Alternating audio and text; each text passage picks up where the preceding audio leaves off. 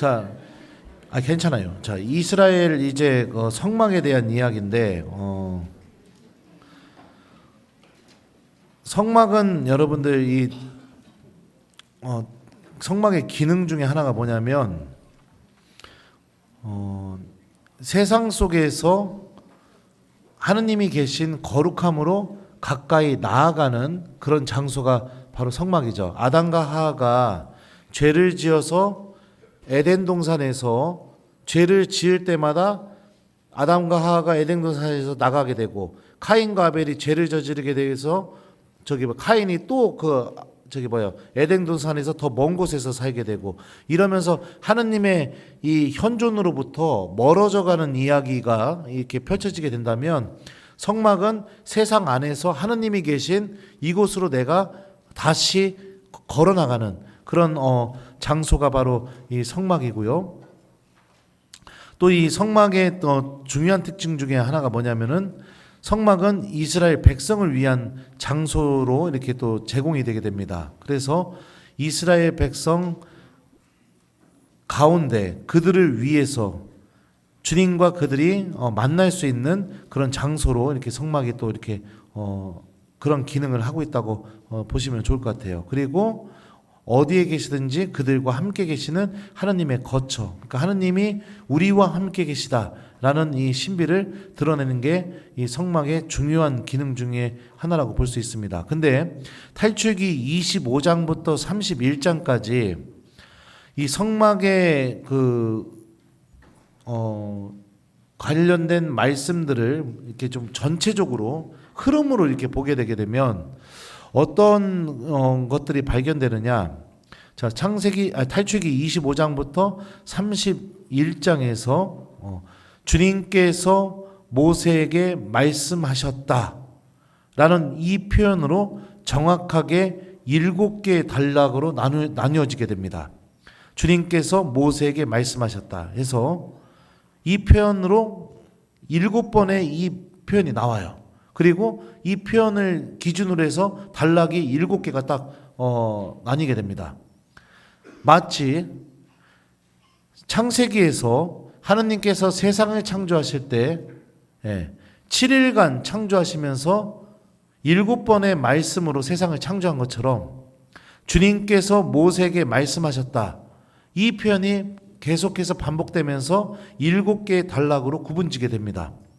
그리고 보게 되면 첫째 단락이 25장 1절부터 30절 이렇게 하면서 이 부분에서는 성막 부속 기물에 관련돼서 하느님이 지시를 내리셔요. 그리고 주님께서 모세에게 말씀하셨다. 30장 11절 이 말씀과 함께 두 번째 단락이 시작됩니다. 인구조사와 그 다음에 속전을 다루는 그런 말씀들이 나오게 됩니다. 16절까지요. 그 다음에 30장 17절에서 주님께서 모세에게 말씀하셨다. 또 이 표현과 함께 물두덩에 관한 말씀이 나오게 되고요. 그 다음에 30장 22절에서 주님께서 모세에게 말씀하셨다. 이 표현과 함께 33절이죠. 30장 22절부터 33절 두 절인데요. 성유에 관한 말씀으로 이렇게 나오게 됩니다. 그 다음에 30장 34절에서 또 주님께서 모세에게 말씀하셨다. 이 표현과 함께 38절까지 향료에 관한 지시에 관한 말씀이 나오죠. 그리고 31장 1절 주님께서 모세에게 말씀하셨다. 이게 6번째 단락인데요. 1절부터 11절까지 성막 기술자에 관련된 말씀이 나오게 됩니다. 그리고 31장 12절 주님께서 모세에게 말씀하셨다. 이 말씀과 함께 17절까지 안식일에 관련된 말씀이 이렇게 나오게 됩니다. 여기서 보게 되면요, 창세기 1장에서 창조 이야기와 아주 비슷한 틀을 갖추고 있죠. 주님께서 말씀하셨다. 빛이 생겨라. 이런 것처럼요. 이런 아주 비슷한 구조와 함께 특히 세 번째 단락 30장 17절부터 21절 여기서는 물에 관련된 말씀이고, 창세기에서는 셋째 날 하느님께서 바다와 그 물에 관련된 그런 창조를 하시게 됩니다. 여섯 번째 단락이죠. 31장 1절부터 11절 성막 기술자, 그러니까 사람에 관련된 말씀이고요. 하느님께서는 여섯째 날 사람을 창조하십니다. 그리고 일곱 번째 단락인 31장 12절부터 17절 안식일에 관련된 말씀이고요. 창세기에서는 일곱째 날 하느님께서 안식일을 만드셨다는 그런 언급이 나오게 됩니다. 이렇게 이 흐름을 보게 되게 되면 성막이 하나하나 이렇게 성막에 관련된 말씀들이 주어지게 되면서 마치 창세기에서 하느님께서 세상을 창조하시고 사람이 살 수 있는 생명의 질서, 다시 말하면 창조 질서가 7일간 잡혀나가는 것처럼 그것과 아주 비슷한 구조로 성막에 대해서 하느님께서 지시를 내리고 있다는 거죠. 그리고 창세기 그 창조의 절정이 안식일이었던 것처럼 성막에 관련된 지시의 말씀에서 마지막에 정점을 이루는 게 안식일, 멈추고 하느님과 함께하는 시간에 관련된 말씀, 이 말씀으로 정점을 이루고 있다는 겁니다. 그러니까 탈출기의 저자가 이 성막을 통해서 어떤 걸 얘기해 주고 싶어 하는지를 우리가 생각해 볼 수 있죠. 세상은 어둠과 혼동, 공허화, 그 다음에 무질서 안에서 주님의 말씀이 들려오게 되자 그 무질서와 공허, 혼돈이 또 어둠이 사라지게 되고 빛이 생기게 되고 사람이 생명을 누릴 수 있는 생명의 질서가 주님의 말씀으로 다 잡혀나가는 것처럼 하느님의 현존을 상정하는 주님의 이 성막이 하나씩 여섯 번의 단락을 통해서 지어지게 될 때마다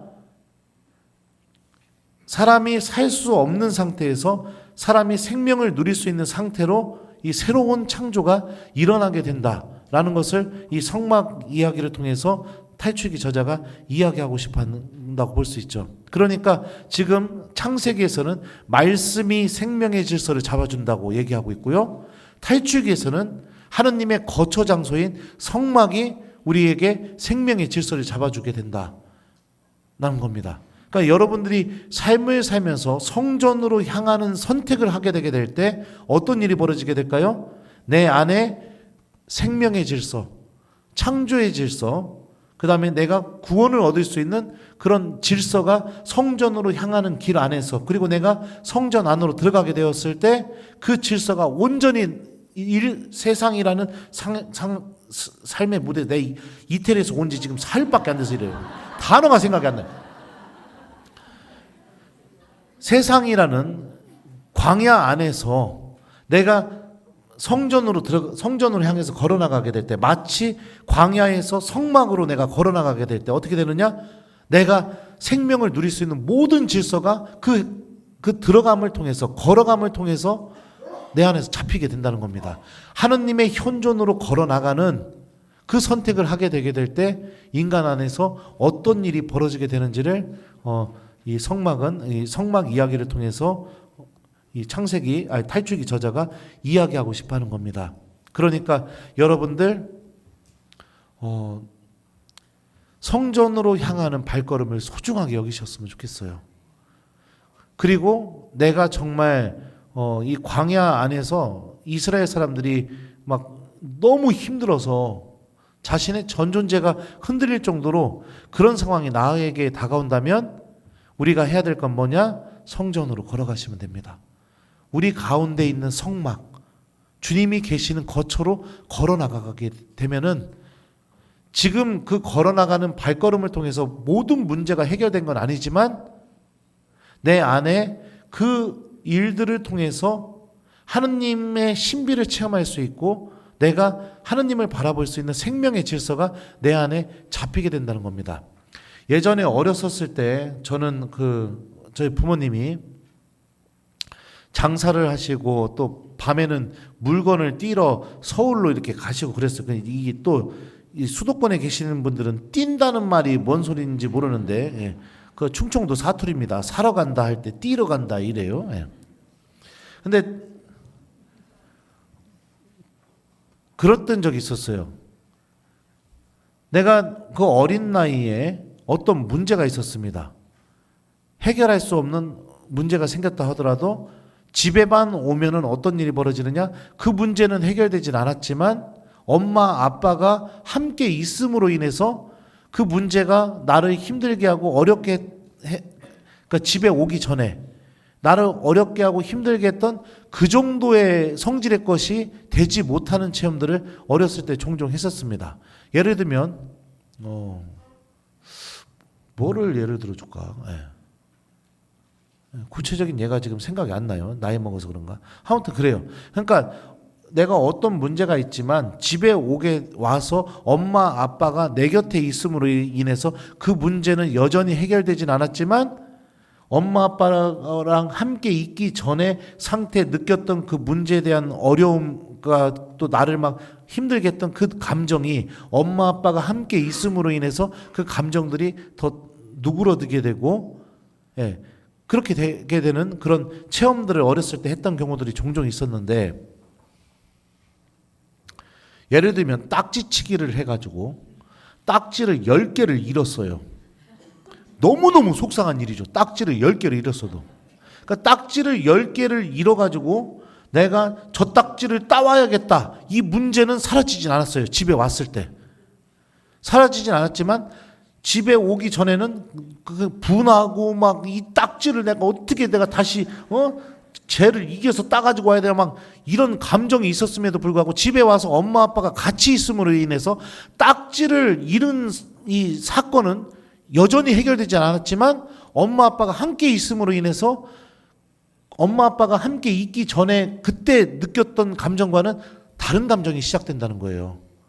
그런 것처럼 우리가 삶을 살아가면서 겪게 되는 어려움과 해결되지 못하는 문제들이 있죠. 하지만 내가 성전 안으로 걸어 들어가서 나와 함께 계시는 주님 안에 머무름으로 인해서 그 문제가 나를 뒤흔들어 놨던 그 힘이 그 안에서는 그렇게 강하게 이렇게 드러나지 못하게 되는 그런 체험들을 분명히 하게 될 겁니다.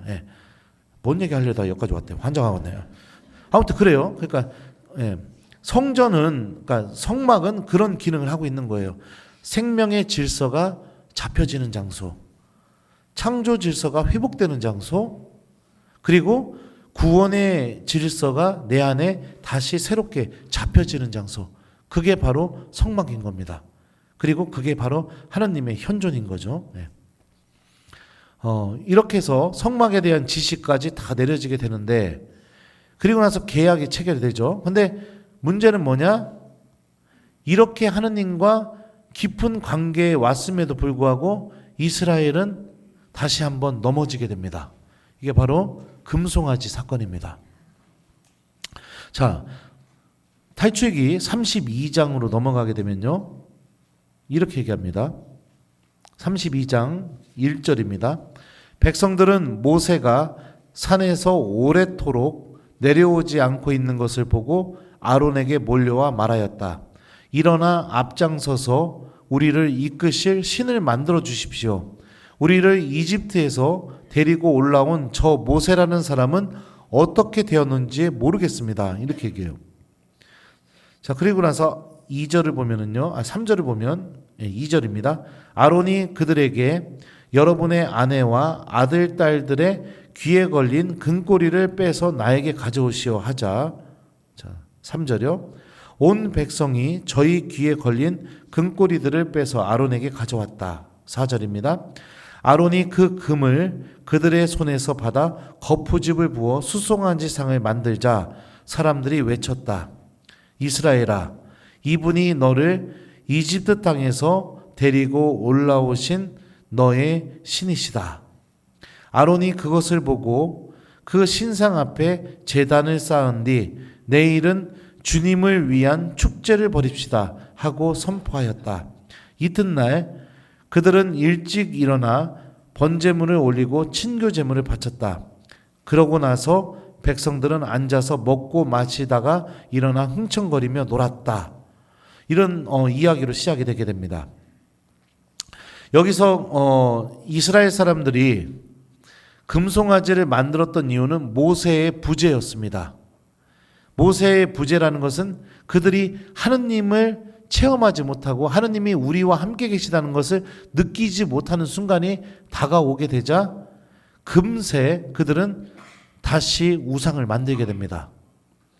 그러니까 하느님이 나의 주님이 되게 될 때 인간의 삶은 자유와 해방의 삶을 살아가게 된다라는 게 탈출기의 중요한 가르침이죠. 근데 그 자유와 해방의 삶에서 하느님이 아닌 다른 것을 주님으로 삼는 삶, 다시 말하면 다시 종살이를 하는 삶을 시작하게 되는데, 여기서 인상적인 것은 뭐냐면 이들이 만든 금송아지에 이 금이 어디에서 왔느냐인 겁니다. 언제 이스라엘이 금을 얻게 되었느냐? 이집트를 탈출하게 될 때 이집트 사람들로부터 금을 받아가지고선 들고 나왔어요. 그것은 그들이 종으로서 이집트를 탈출하는 게 아니라 하느님의 백성으로서, 자유인으로서 이집트로부터 당당히 걸어서 자유의 삶으로, 하느님과 함께하는 삶으로 걸어 나오는 영광의 표지였습니다. 하느님이 마치 선물처럼 주셨던 거예요. 그 주셨던 것을 모아다가 하느님이 아닌 다른 것을 만들어 버립니다. 그러니까 이게 하느님 마음이 얼마나 아프겠습니까? 네. 자, 이게 이런 선택을 하게 되고, 자, 그리고 나서 여기서 보면은 내가 또 얘기해 주고 싶은 게 있는데요. 이 어디 글자가 너무 작고 막 여러분도 얼굴 쳐다보면서 얘기하기 시작하면 어디까지 얘기했나 찾을 수가 없고, 뭐 그런 환장을 합니다. 예. 근데 여기서 보면은 큰 죄라는 표현이 나오는데, 예. 큰 죄. 예. 아무튼 그래요. 제가 찾게 되면 얘기를 해드리겠습니다. 자, 이렇게 하자 이제 반응이 어떻게 되느냐? 32장 7절부터 14절부터 하느님과 모세의 첫 번째 대화가 나타나게 됩니다. 자, 여기서 보면 32장 7절부터요. 어서 내려가거라. 내가 이집트 땅에서 데리고 올라온 너의 백성이 타락하였다. 내가 이 백성을 보니 참으로 목이 뻣뻣한 백성이다. 이제 너는 나를 말리지 마라. 그들에게 내 진노를 터뜨려 그들을 삼켜버리게 하겠다. 그리고 너를 큰 민족으로 만들어주겠다. 여기서 또 인상적인 장면이 뭐냐면 하느님은 분명히 계약을 체결하면서 나는 너희의 하느님이 되어주고 너희는 나의 소유가 되게 되고 내 민족이 되고 사제들의 나라가 되고 이렇게 얘기해요. 근데 여기서 뭐라고 하느냐? 이들이 우상 숭배를 딱 하자마자 모세에게 이스라엘을 너의 백성이라고 얘기합니다.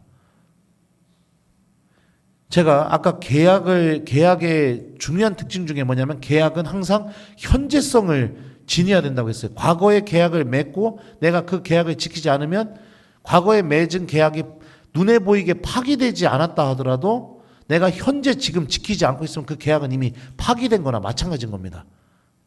이런 표현들이 이렇게 나오게 되죠. 자, 이렇게 하자 모세의 반응인데요. 32장 14절이에요. 당신 자신을 걸고 너의 후손들을 하늘의 별처럼 많게 하고 내가 약속한 이 땅을 모두 너희 후손들에게 주어 상속재산으로 길이 차지하게 하겠다 하며 맹세하신 당신의 종 아브라함과 이삭과 이스라엘을 기억해 주십시오. 이렇게 얘기해요. 그러니까 이 어마어마한 죄 앞에서 모세가 선택한 것은 뭐냐? 하느님이 아브라함에게 하셨던 그 약속의 말씀을 꺼내가지고 하느님한테 다시 들려주는 겁니다. 주님, 당신께서 이렇게 말씀하시지 않았습니까? 하면서 꺼내주는 거예요. 자, 그러자 이 하느님의 첫 번째 결정이 나오게 되는데 14절입니다. 그러자 주님께서 당신 백성에게 내리겠다고 하신 재앙을 거두셨다. 이렇게 됩니다. 그러니까 여기서 여러분들 우리가 알 수 있는 중요한 사실이 하나 있죠. 우리가 왜 하느님 말씀을 기억하면서 살아야 되는지 압니까? 이런 절망적인 상황이 다가오게 됐을 때 주님께서 하셨던 말씀을 우리가 간직하고 기억한다는 건 뭐냐면 그 말씀을 하느님께 다시 들려드리는 것과 마찬가지인 거예요. 그러므로 인해서 주님, 당신이 이렇게 말씀하시지 않았습니까? 저는 이 말씀에 희망을 둡니다. 이런 선택을 함으로 인해서 어떤 일이 벌어지게 돼요? 하느님의 자비와 용서가 나에게 주어지게 되는 그런 열매들이 벌어지게 되는 거죠. 이래서 하느님의 말씀을 기억하고 사는 게 매우 중요한 겁니다. 자, 그 다음에 32장 30절로 가게 되면은요. 자, 모세가 이렇게 말합니다. 이 백성이 큰 죄를 지었습니다. 자신들을 위하여 금으로 신을 만들었습니다. 그러나 이제 그들의 죄를 부디 용서해 주시기 바랍니다. 그렇게 하시지 않으시려거든 당신께서 기록한 책에서 저를 지워 주십시오. 자, 그러자 하느님의 반응입니다. 33절이에요. 나는 나에게 죄 지은 자만 내 책에서 지운다. 이제 너는 가서 내가 너에게 일러준 곳으로 백성을 이끌어라. 보아라. 내 천사가 내 앞에 서서 나아갈 것이다. 그러나 내 징벌의 날에 나는 그들의 죄를 징벌하겠다. 자, 모세가 하느님께 용서를 청했지만 이 용서는 실패하게 됩니다. 하느님께서 들어주시지 않으셨어요. 자, 근데 그리고 나서 33장을 보죠. 하느님이 어떻게 말씀하시는지요? 너는 이집트 땅에서 데리고 올라온 이 백성과 함께 이곳을 떠나 내가 아브라함과 이삭과 야곱에게 내 후손들에게 이것을 주겠다 하며 맹세한 땅으로 올라가거라. 중략하고요. 그러나 나는 너희와 함께 올라가지 않겠다. 너희는 목이 뻣뻣한 백성이므로 도중에 내가 너희를 없애버릴 수도 있기 때문이다. 자, 그리고 나서 이렇게 또 말씀하셔요. 중간에 주님을 찾을 일이 생기면 누구든지 진영 밖에 있는 만남의 천막으로 갔다. 모세가 천막으로 가면 구름 기둥이 내려와 천막 어귀에 머무르고 주님께서 모세와 말씀을 나누셨다. 자, 하느님의 거처 장소가 이스라엘과 함께 있었는데 명확하게 진영 밖이라고 합니다. 그러니까 그들의 거처에 벗어난 곳에 하느님이 이렇게 계시면서 모세를 만나주게 되죠. 자, 그리고 나서 32장 12절부터 17절입니다.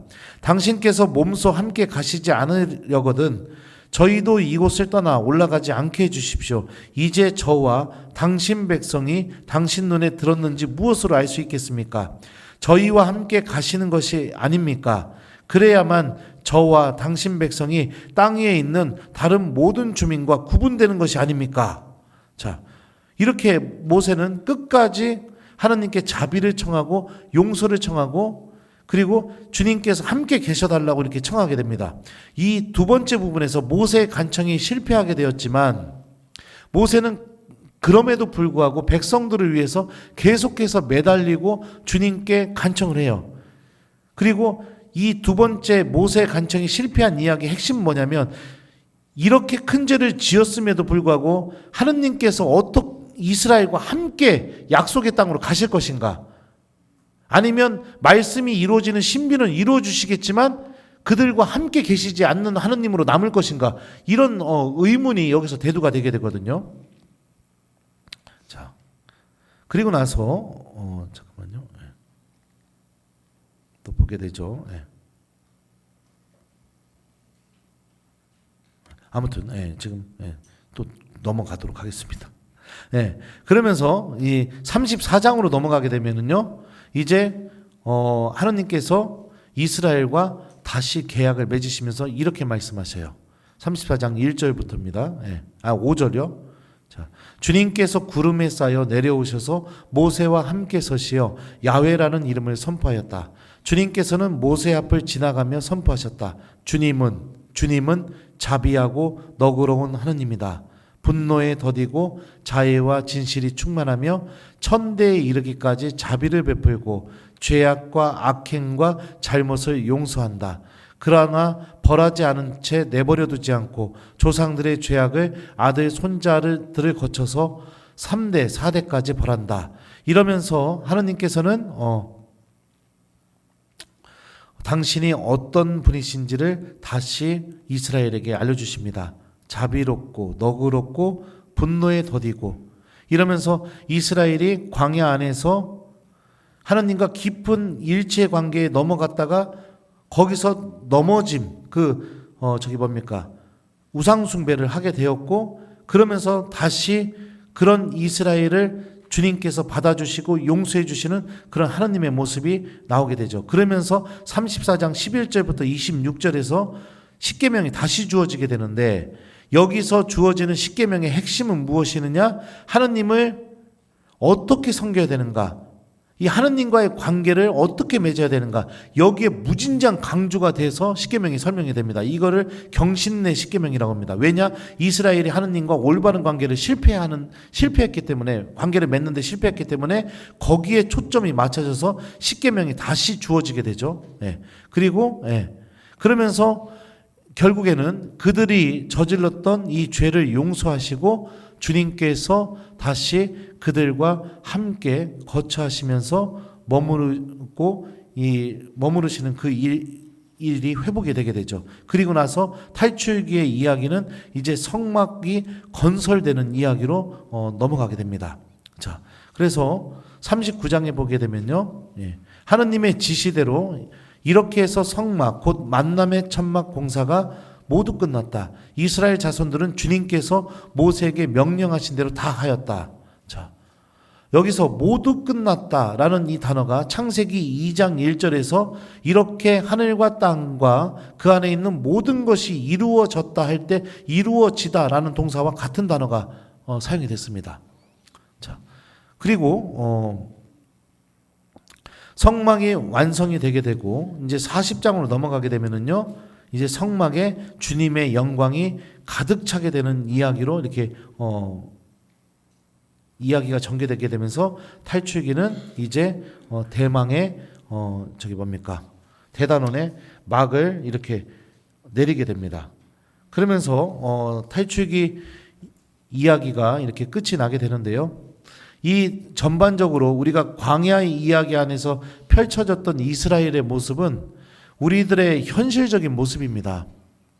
세상을 살다 보면 내가 하느님과 깊은 은총의 관계를 맺고 있는 순간이 다가올 때도 있지만, 우리들도 어떻게 하느냐? 이스라엘이 보여줬던 것처럼 금송아지를 만들고 다시 죄에 떨어져서 하느님의 마음을 아프게 하고, 그런 순간들이 우리들에게도 찾아와요.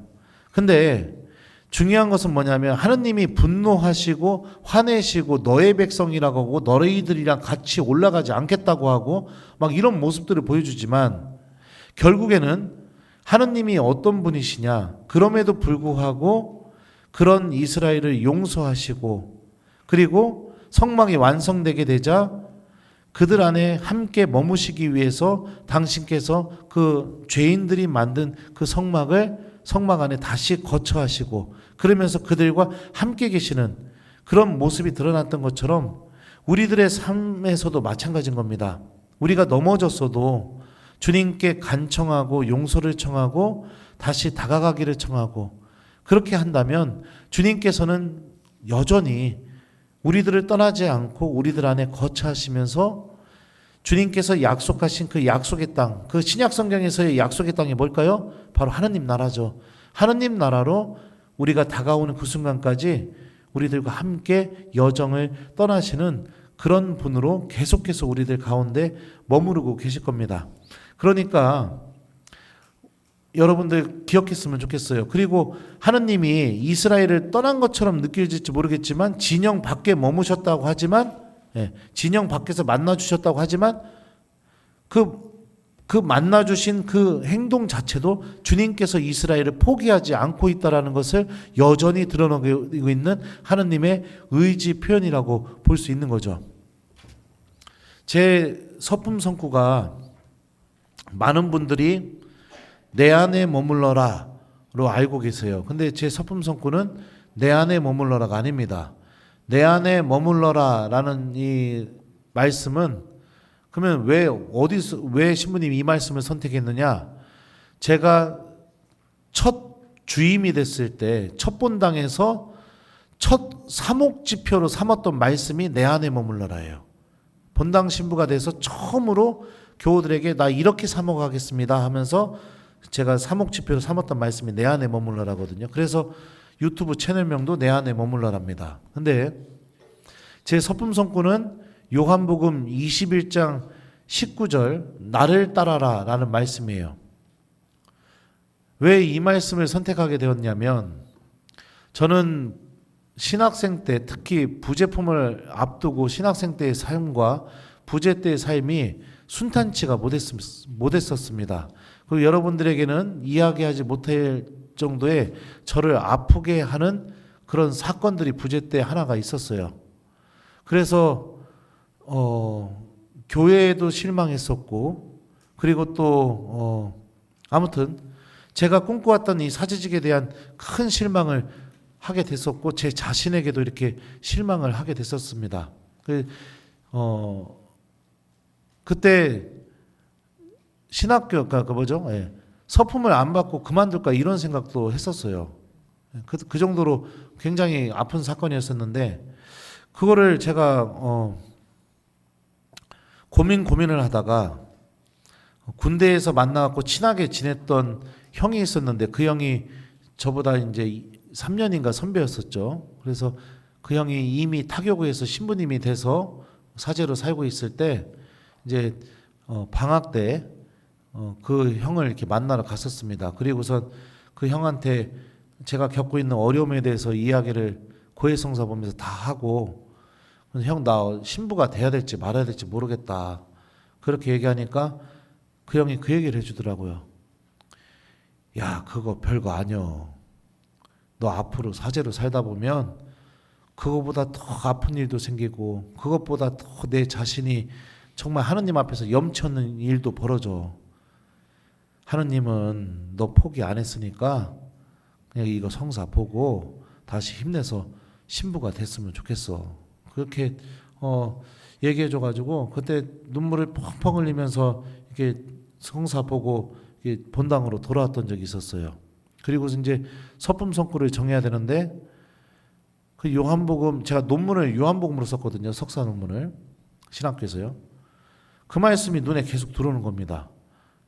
공간복음서에서는요, 예수님이 베드로 처음 만났을 때 뭐라고 말씀하셨냐면, 나를 따라오너라, 내가 너희를 사람 낚는 어부가 되게 하겠다. 나를 따라라, 이 말씀을 베드로 처음 만날 때 얘기하셨어요. 근데 요한복음은 너무 신기한 게 뭐냐면,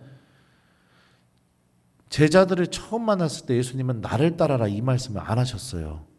와서 보시오. 그죠? 네. 그리고 너는 요한의 아들 케파가 아니냐, 너는 이제부터 베드로라고 부르겠다, 뭐 이렇게 하면서 예수님과 함께하는 여정에 들어가게 되었고, 그러면서 그 여정 속에서 베드로는 사탄이라는 소리도 들어봤고요. 그리고 또 세종내 때 발 닦으면 안 된다고 또 나서다가 또 한 소리 먹고, 그리고 예수님 잡혀가니까 지가 장담했던 말과는 정반대의 행동을 하게 되죠. 그 3번이나 예수님 모른다고 공식적으로 배반해버리고요. 예수님 버리고 도망가버리고. 이게 베드로의 삶이에요. 요한복음에 보면 이제 예수님이 베드로를 만나서 사랑하냐고 3번을 물어보죠. 근데 제가 만약에 베드로였으면 예수님 사랑하는 마음은 바뀌질 않았으니까, 내가 겁나고 두려워서 도망가고 순간적으로 넘어졌다 하더라도 주님을 사랑하는 마음이 없는 건 아니니까 사랑한다고 얘기할 수 있겠죠. 그럼에도 불구하고 자기가 예수님을 버렸던 그 실수가, 그 기억이 있기 때문에 예수님을 따를 수 없다고 생각했을 것 같아요. 근데 그러니까 내가 도저히 주님을 따를 수 없다고 여겨지는 그 순간에 예수님이 비로소 나를 따라라 이러면서 마지막으로 베드로에게 그 말씀을 하시거든요. 그러니까 넘어지고 깨지고 염치 없고 나 예수님 따라갈 수가 없네, 나 같은 사람은 아예 망했네, 이러는 순간에 괜찮으니까 나 따라와, 이렇게 말씀하시는 그 예수님, 끝까지 포기하지 않는 예수님, 그 예수님을 그 말씀을 통해서 깊이 느끼게 돼서, 내가 무슨 일이 있어도 사제로 살면서 넘어지고 깨져도 나 끝까지 예수님 붙잡고 따라가야겠다, 그런 마음에서 이렇게 나를 따라라 라고 이렇게 정하게 됐어요. 근데 이 탈출기에서 얘기하는, 보여지는 하나님의 모습도 마찬가지입니다. 주님은 떠나지 않으세요. 끝까지 함께 계시고, 그리고 용서해 주고 계시고, 다시 나를 당신의 거처로 삼으시고, 그러면서 우리들의 삶이 약속의 땅인 하느님 나라로 계속해서 걸어갈 수 있게 하느님은 끝까지 우리들을 붙들고 계시고 함께 계시는 그런 분으로 이 탈출기는 우리에게 이야기하고 있죠. 그러니까 여러분들 삶을 살면서 어려움이 생기고 힘든 일이 생긴 때도 하느님이 나를 떠나지 않는다는 것을 기억했으면 좋겠습니다. 여러분들이 가장 큰 죄를 저질러도 주님은 떠나지 않으십니다. 아무리 큰 죄를 저지르고 하느님께 등을 돌리는 그런 행동을 해도 하느님은 떠나지 않으세요. 계속해서 여러분들 곁에 계시면서 여러분들이 하느님을 내 안에 거처로 주님을 모실 수 있는 그 순간이 오기를 기다리고 계시고 또 그런 선택들을 할 수 있는 일들을 내 안에서 끊임없이 버리고 또 이렇게 사건들을 이루어 주시고 그런 식으로 우리들을 함께 분명히 같이 계셔 주시는 분이시라는 것을 기억했으면 좋겠어요. 그래서 광야라는 장소는 여러 가지 특징을 갖고 있죠. 살 수 없는 장소이면서 하느님 때문에 살 수 있는 장소, 끊임없이 누군가를 불평하고 원망할 수 있는 장소면서 하느님을 만나고 체험할 수 있는 장소, 내 인간적인 나약함과 한계를 겪을 수 있는 장소면서도 하느님의 은총이 얼마나 충만하고 얼마나 하느님의 그 힘이 대단한지를 또 체험할 수 있는 장소, 그런 장소가 광야입니다. 우리들의 삶이 만약에 광야라면 우리들의 삶 안에도 이런 똑같은 신비가 우리들 안에 펼쳐지고 있습니다. 그래서 잠깐만요. 광야에서 이 만난 이스라엘의 이 하느님이 우리들과도 함께 계시다는 것을 기억하면서 이렇게 여러분들 신앙생활에 용기를 내고 힘을 내셨으면 좋겠습니다. 제가 이게 건너뛰면서 하다 보니까 할 얘기를 다 해버렸는데, 근데 이제 저기 뭐예요? 언제 끝나야 돼요? 40분에 끝나면 한 20분 남았어요. 그래서 그래도 뭐 다 할 수 있어요. 걱정하지 마요. 뭘 쉬었다 해요. 저 동창 신부들이 뭐라고 했냐면, 김재덕 신부는 물속에 빠졌어도 2분 둥둥 떠서 거기서 막 복음 말씀 나올 거라고 막 그런 얘기하면 툭 치면은 뭐 나오고 막 그럽니다. 그래요.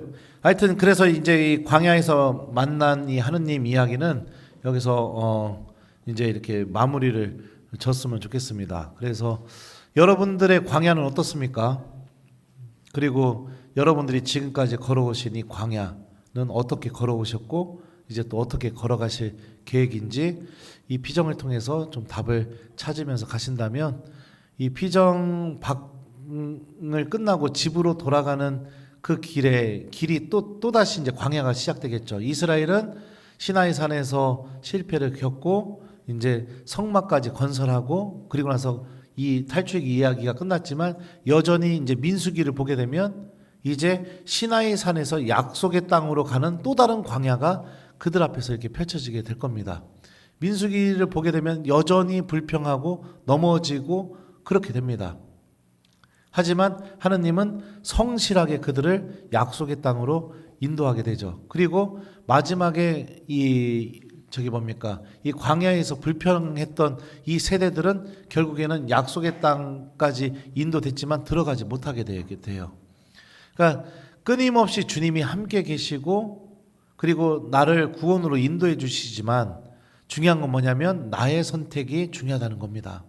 내가 이 광야 안에서의 삶을 계속해서 불평과 원망과 그 다음에 종살이를 그리워하거나 그런 삶으로 계속해서 내가 내 삶을 다해서 살아가는 순간까지 그렇게 산다면 결국에 주님은 나를 하느님 나라로 인도하시겠지만 그 나라에는 내가 들어갈 수는 없는 그런 일이 벌어지게 되겠죠. 그러니까 그런 불행이 여러분들에게도 일어나지 않았으면 좋겠고, 이제 이 피정이 끝나고 나서 여러분들이 새로 시작될 이 광야 생활, 그 광야 생활에서 모세처럼 또 여호수아처럼 주님의 말씀에 의지하고 믿음을 두고 걸어간다면 분명히 여러분들의 그 광야 생활의 마지막은 이 약속의 땅인 하느님 나라에 활짝 열린 그 문으로 걸어나가게 될 겁니다. 그래서 정말로 이제부터는 제2의 광야 생활을 잘 하셨으면 좋겠어요. 그리고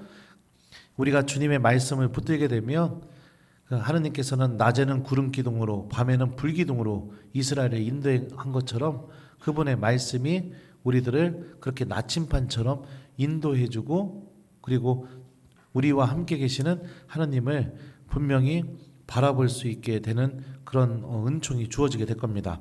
제가 사제로 살면서 특히 본당 신부하면서 꿈이 생겼는데 그게 무슨 꿈이냐? 제가 사목했던 본당의 교우들, 그 교우들만큼은 내가 다 데리고 천국 가고 싶다. 그게 제 본당 신부로서의 꿈이 그렇게 생겼어요. 그래서 저는 확신이 있습니다. 이게 뭐냐면 삶을 살아오면서 지금까지 제가 하느님 체험을 명확하게 진짜 주님이 살아계시는구나 이런 것 체험을 몇 번을 했었는데 그 체험이 다 어디서 이루어지게 됐느냐? 성체조배를 통해서 그리고 하느님 말씀을 실천하는 것을 통해서 말씀과 성체를 통해서 저는 하느님이 살아계시다는 것을 몇 번을 이렇게 체험했었어요. 신학교 나가려고 마음 먹었을 때 매일 5분씩 성체조배하면서 하느님이 나와 함께 계시다는 것을 깊이 체험하게 됐었고 또 성체 앞에서 말씀 묵상하면서 예수님의 십자가 관상 체험도 하게 됐었고 그리고 또 수많은 자매님들의 유혹 속에서 허거덕대고 있을 때 그 집으로 돌아오는 그 기숙사 길에서 너 어디에 있느냐 이 주님의 말씀 한마디가 제 머리를 완전히 뒤흔들어 놓고 제가 그 생각하고 싶어 생각하는 게 아니잖아요. 갑자기 그냥 말씀이 훅 올라오면서 너 어디에 있느냐 그 체험을 시작으로 해서 필요한 순간마다 주님 말씀이 들려오게 되고 그래서 저 그렇거든요. 무진장이 인색한 사람이에요. 저 남한테 베푸는 거 별로 안 좋아해요. 근데도 나눠주게 만들고 마음이 간장 종지 그릇만 해요. 옛날에 막 상처 주면 노트에다 다 적어놨어요. 예를 들면 김민희 바오로 형, 막 나한테 이런 짓 했어, 막 이렇게 적어놔요. 그러면서 안 잊어버리려고 복수하려고 막 그랬던 사람이에요. 근데 주님 말씀 때문에 제가 먼저 다가가고 먼저 용서하고 먼저 무릎 꿇고 그런 선택도 하게 되게 되고 그러니까 말씀과 성체가 정말로 하느님이 살아계시는구나 이거를 저에게 몇 번이나 이렇게 체험하게 됐거든요. 그래서 제 본당 사목은 명확합니다. 전 본당도 그렇고 이번 본당도 그렇고요. 앞으로 제가 만나게 될 모든 본당은 똑같아요. 저는 사목이 그거예요. 성체, 말씀 딱 두 개입니다. 그러니까 교우들 성체 앞에 계속 머무르게 만들고 교우들 하느님 말씀 계속 기억하게 만들고 저는 왜냐? 나는 그 방법을 통해서 하느님이 살아계시다는 걸 만났으니까 다른 방법은 모르니까 적어도 내가 확실하게 체험한 거를 교우들한테 가르치면 교우들도 분명히 체험할 거니까 이거는 내가 확실히 체험한 길이니까 그래서 그렇게 하고 있습니다.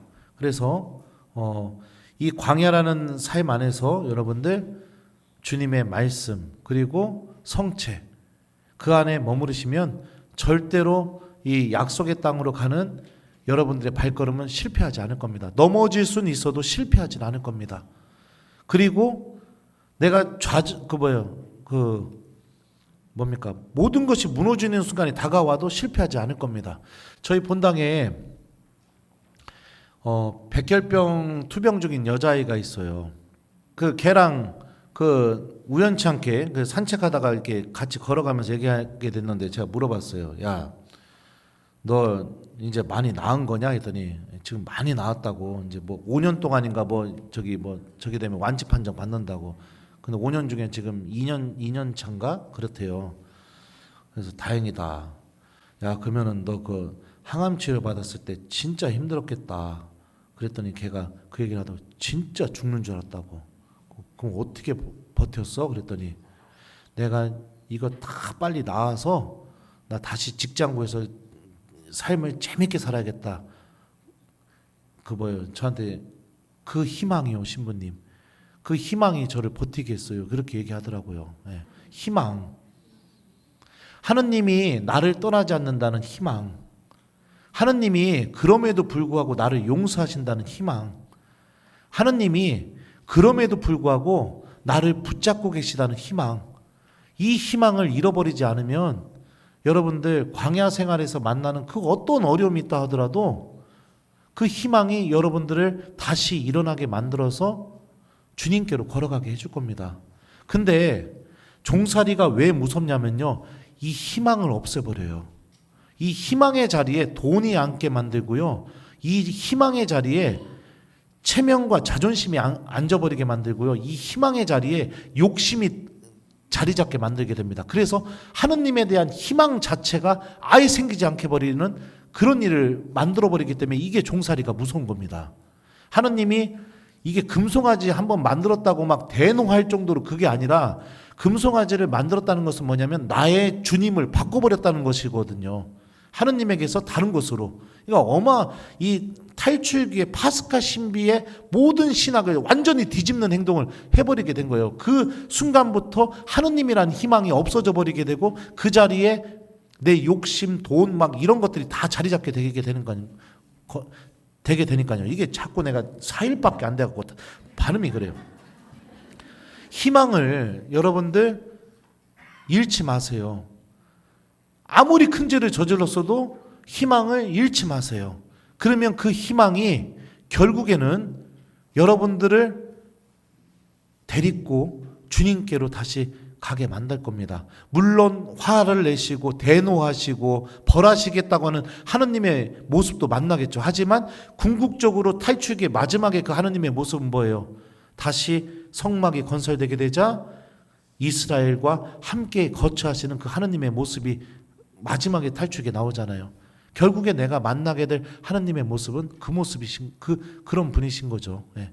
그렇게 해서 이 희망을 잘 간직하면서 이 정화산 교육기관에서 나가게 돼서 시작되는 제2의 광야 생활, 약속의 땅을 바라보면서 광야에서 그냥 죽어버린 이 실패한 이스라엘이 아니라 그 희망과 함께 희망이 여러분들을 약속의 땅 안으로 들어가게 해주는 그 제2의 광야 생활을 여러분들 진짜 멋지고 빛나게 사셨으면 좋겠어요. 제가 로마에서 이 얘기만 하고 이제 끝내도록 하겠습니다.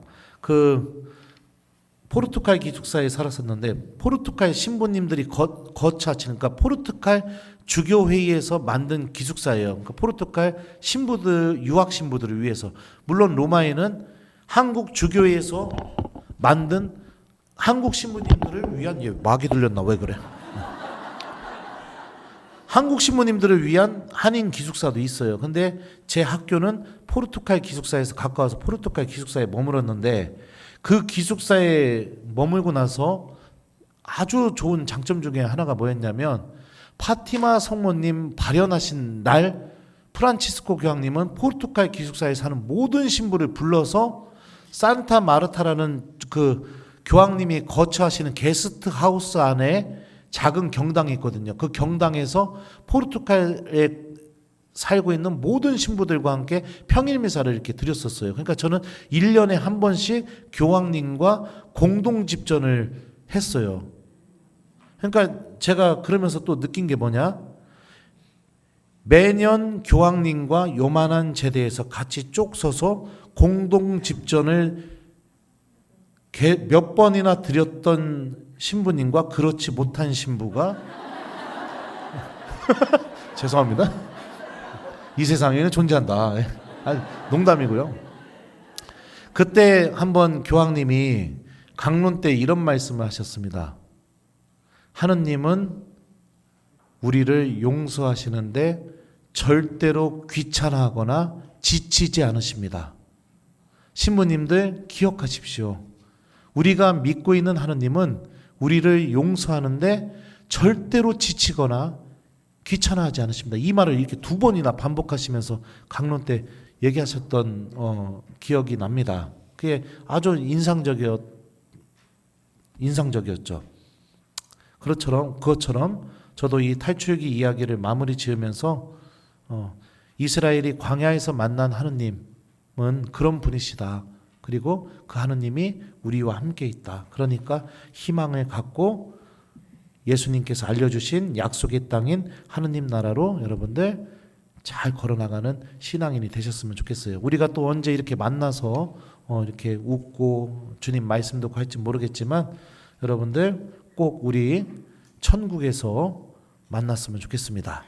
자, 그러면은 이제 강의는 부족한 강의 그동안 들어주셔서 감사하고요. 그리고 저 뭐 사진 못 찍으신 분들 사인은 좀 자제해 주시고 뭐 하여튼 미사 끝나고도 나 안 가고 여러분들 다 갈 때까지 안 가고 여기 있다가 맨 마지막으로 갈 거니까 불안해하지 마시고 편안하게 미사 준비하시고 또 그리고서 우리 주일 미사 기쁘게 드렸으면 좋겠습니다. 자, 그러면 마침 기도하겠습니다. 성부와 성자와 성령의 이름으로 주님께서 여러분과 함께 전능하신 천주 성부와 성자와 성령께서는 여기 있는 저희 모두에게 강복하소서.